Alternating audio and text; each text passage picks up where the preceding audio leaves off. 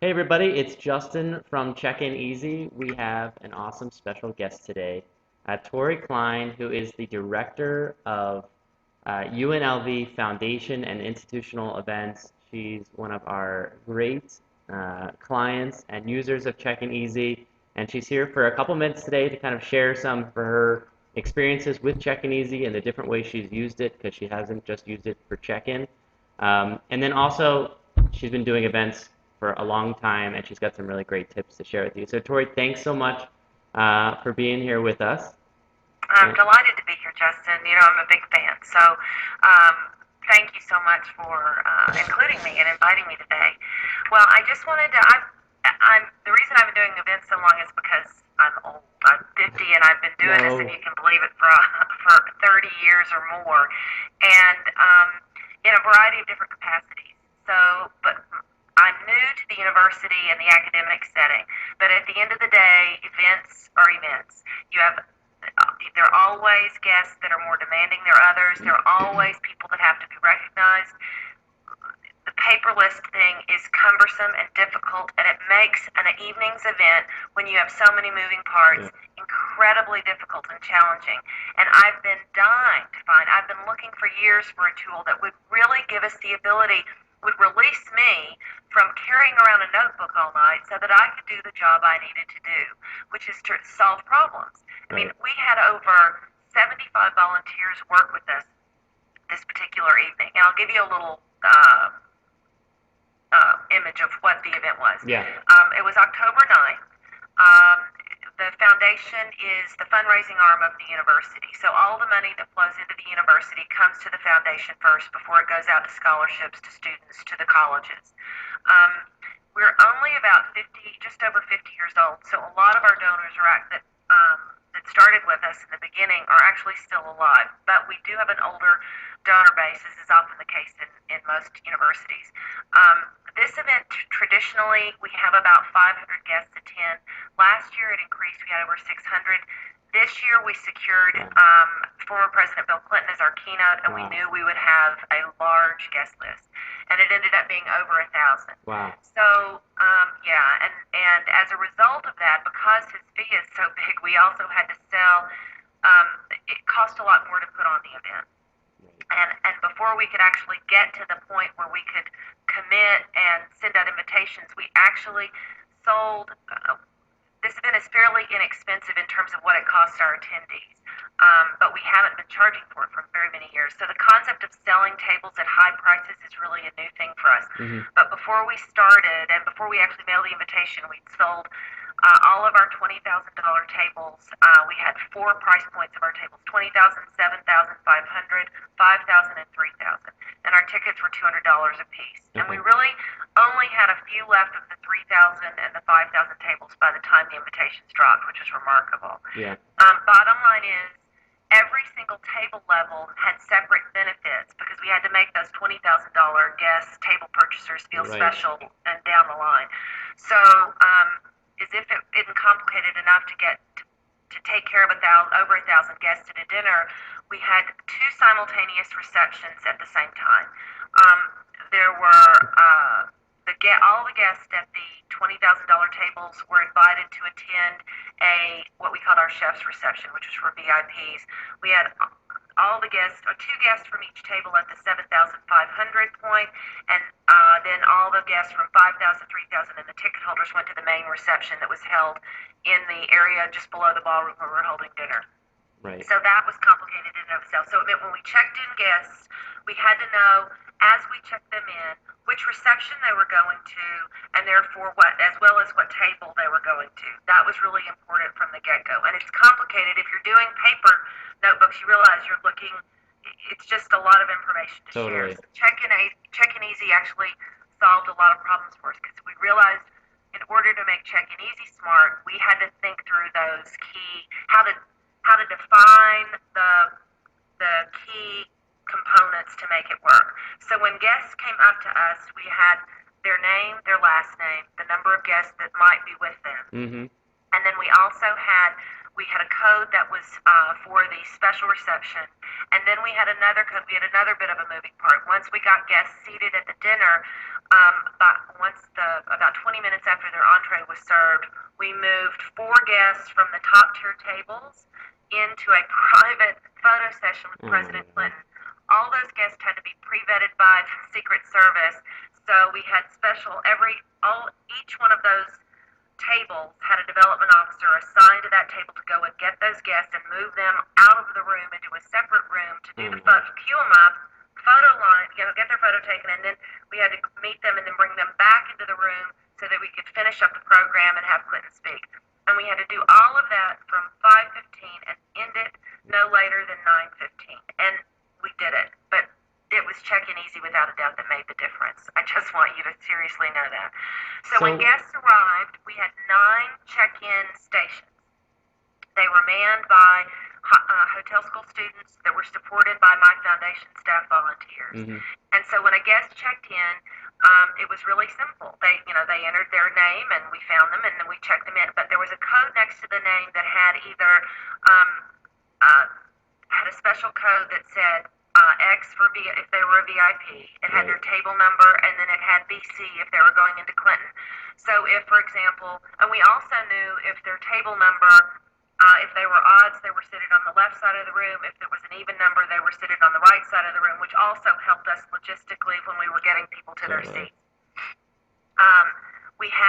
So they checked in, the support staff would write down their table number, so it means we didn't have to have all of that done in advance. We wrote that down, and we also confirmed their dietary restrictions because our first course was preset. And all of that information, guests never let you know the way they ought to about their dietary restrictions. And the nice thing is we were working with the Bellagio, who is and we also simplified our first course. So the first course was fish and seafood, but if they were vegan or gluten-free or anything, there was only one substitution for that. So it was an easy, quick thing. But we knew for this event to work, what mattered was getting everybody checked in successfully, and then the second point was getting everyone in their seat on time. We got everyone with 9 check-in stations for 1,030 guests. Yeah. We never had a line. Awesome. Never. Awesome. And one of the things we did that I'll probably do differently next year is I didn't want to have that long queue, those, how people set up with the long tables with A through blah, blah, blah. Obviously everyone could check in, anyone. Right. And instead of having guests, because we needed a workstation because people needed to write their table number down, I didn't want them seated at those low, long, sick tables. I wanted them up and at eye contact with the guest. So we put our check-in folks at cocktail tables. Next time I'd probably use spandex linen so that guests don't trip over tablecloths. That's a good tip. But I'd also probably still keep them in a linear fashion. We sort of had them as a V, and then it was in the middle of a large hallway so that the guests could then flow through back behind and enter the ballroom. Or if they were going to the chef's reception, the student would raise their hand and the development officer would come and get those guests and escort them down to our special reception, where we used check-in easy again to, if anything, just for a preventative measure to prevent crashers, because it showed guests that we knew what we were doing and we knew who we expected to be in that room. Right. And because guests that were being taken down to that reception were being escorted, people who always have a sense of their importance, and because we don't call this a VIP reception, we call it a chef's reception, they were less likely to crash that event. Right. Anyway, so that happened, and then when it was time to move guests into dinner, we used our jazz students, the brass section from our jazz program, and the trumpeters blew the horns at different points throughout, and that cued guests. But actually, before that happened, we moved half of our check-in students with their iPads and check-in easy into key points already predetermined into the ballroom. Right. And then we moved our students, all of our students. We had about 20 students, hotel school students that were working, and they had welcome signs. And they are human breadcrumbs as guests enter the hotel from valet to get to the ballroom. Yep.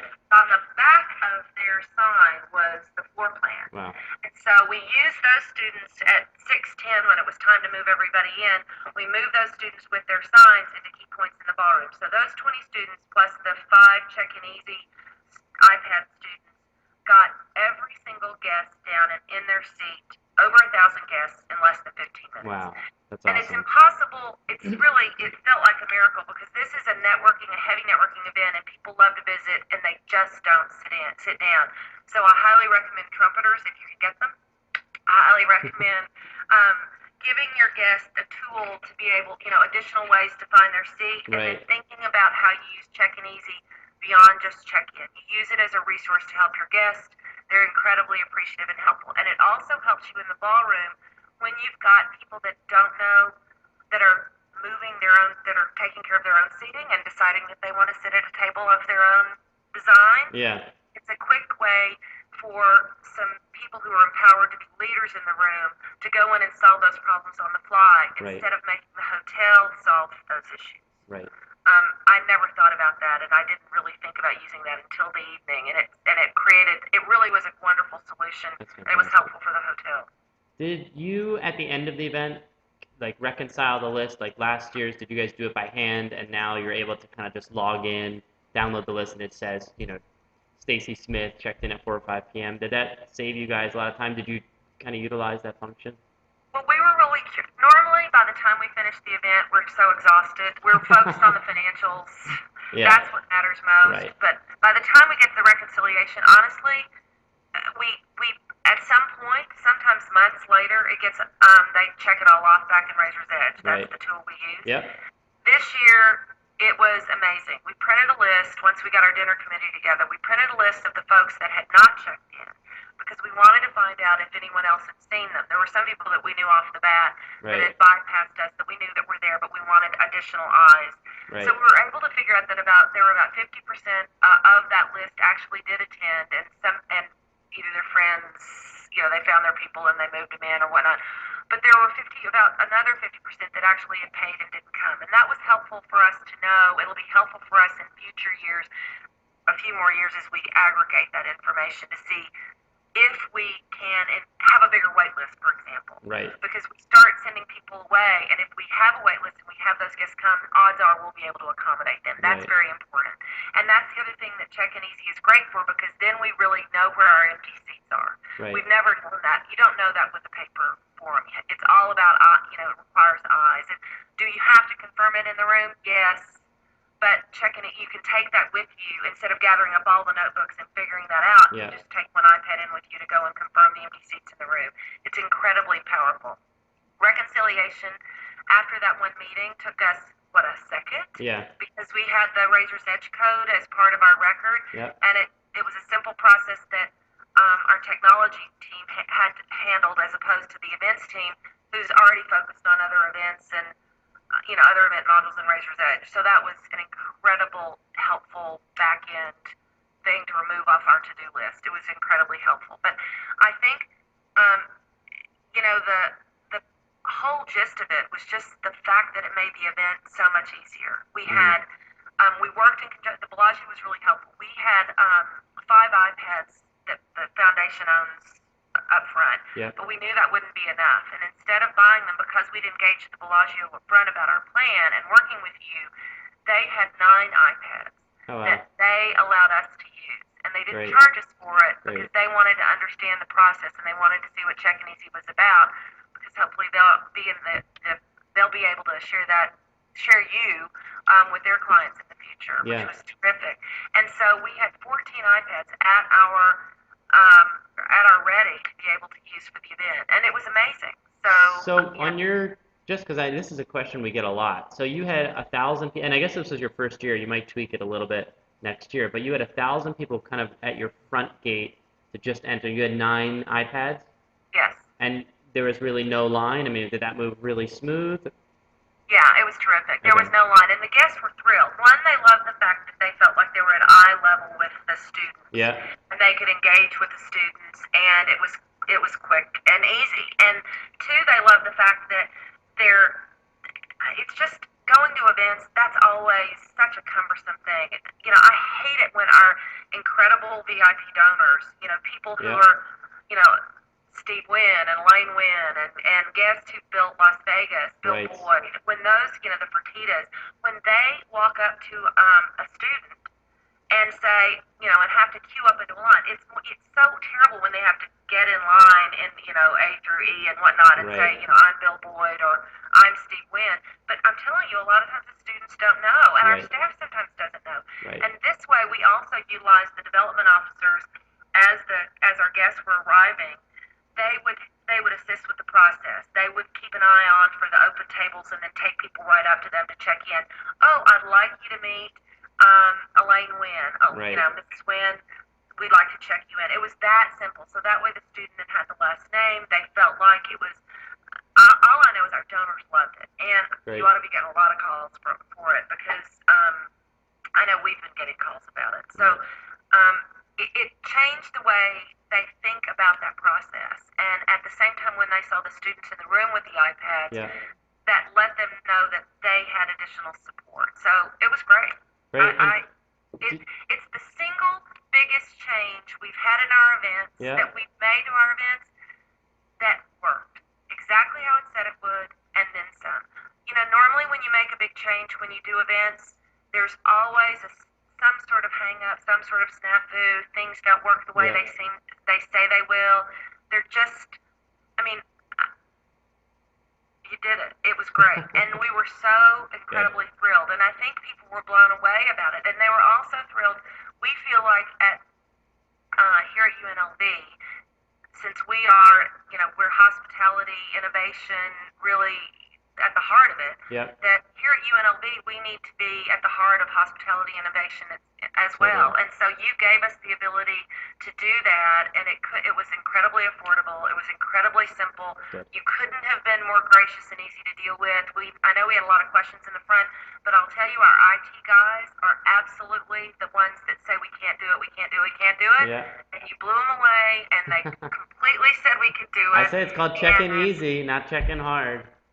Exactly. So when you've got technology guys that say that we can Yeah. make these kind of changes for an event of this magnitude, then that's half the battle. That's great. So they were thrilled. I mean, another thing that's hard for us is Razor's Edge is just difficult. And so normally at some point in the process, like a day after RSVPs come in, I take everything offline and I manage it from an Excel spreadsheet. Yep. This year, we were able to keep it in RE and try to find some additional strength. So it helped us sort of learn more about some of what it offers, which isn't much. But Right. up until about noon the day of the event, we downloaded because we knew exactly what we needed to upload into Check-in Easy. And we built so much intelligence into the codes that we used, and we trained everybody on how to use Razor's Edge. I actually taught a class for the hotel school students to know what they were in for.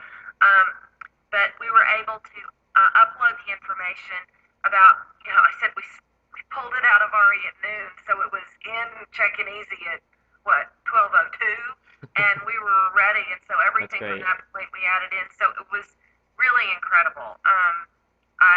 That's awesome. Can't say enough good things about it. Thank you.